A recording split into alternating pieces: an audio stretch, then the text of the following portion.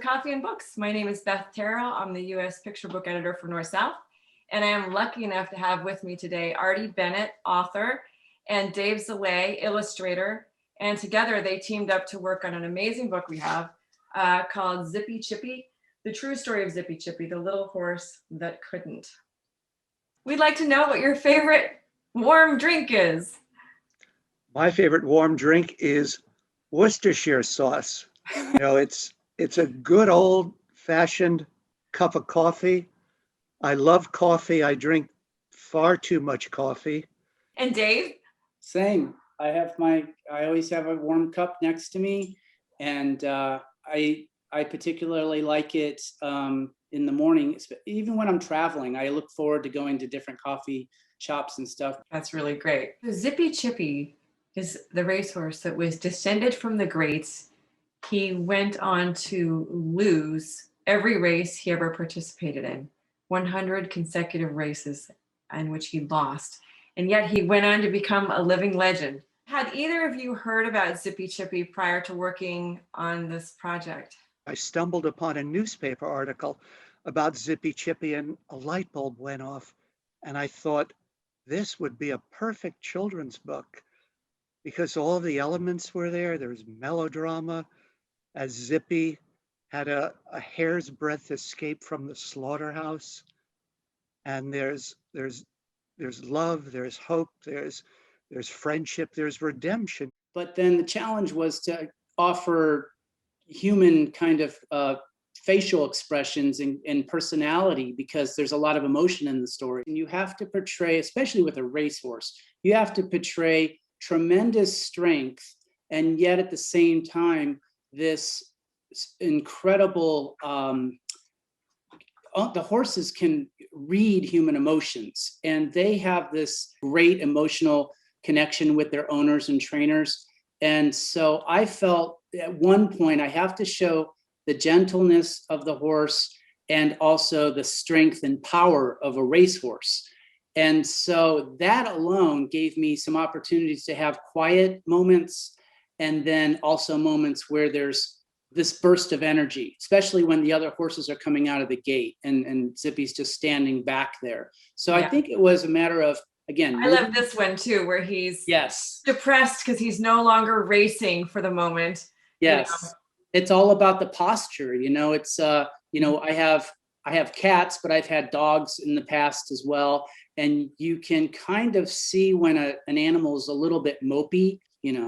Have those same kind of postures when they're tired or sleepy or sad or happy, almost as if the horse would wag his tail and be all chipper like a dog running to you. Now, Zippy was really unique. He had some unique personality traits. What would you think are the most comical kinds of personality traits that Zippy had? Zippy would chomp on the hats of passersby and then return them partially chewed. You never knew what Zippy would do. There were times when he wouldn't even leave the starting gate. Actually, later in his career, 3 times in a row, he was found guilty of the horse racing term is dwelling. And if you do it 3 times in a row, there's an automatic suspension. So Zippy had participated in about 80 horse races and lost all of them. And then, as you say in your book, something strange happened. People started to take notice of him. Why are people suddenly paying attention to this horse that lost every race? I think that people began to identify with Zippy Chippy. Here was a horse who was expected to emulate his champion ancestors, and he loved racing. We saw his depression when Felix retired him. But as we say in the book, he just wasn't very good at it. And I think people identify with that Zippy was every man, or really every horse. So we all saw ourselves in Zippy. He never felt a need to perform for everyone else. It was only when he was good and ready that he would run, usually at inappropriate moments, actually. Artie, I love the Huffington Post quote about you that Artie Bennett can take any topic and make it both humorous and educational. And I'm wondering, how do you do that? There are so many humorous aspects to Zippy's story. Zippy himself is quite funny in his quirkiness, in his unpredictability.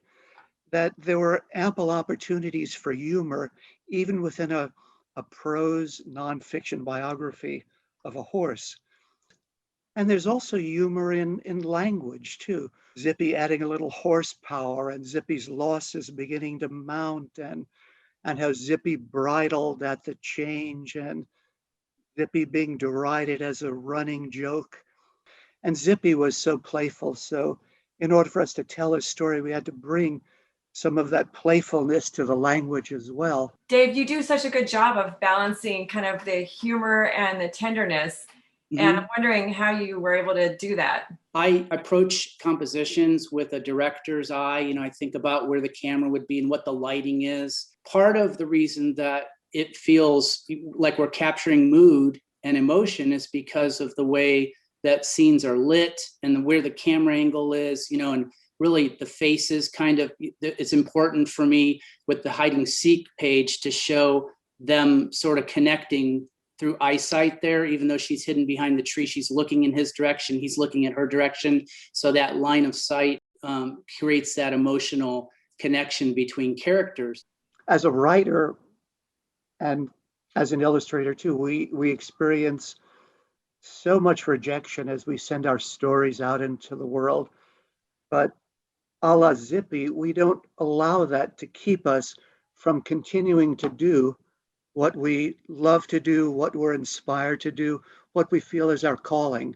So just like Zippy, we have to get beyond rejection because we're doing what we love.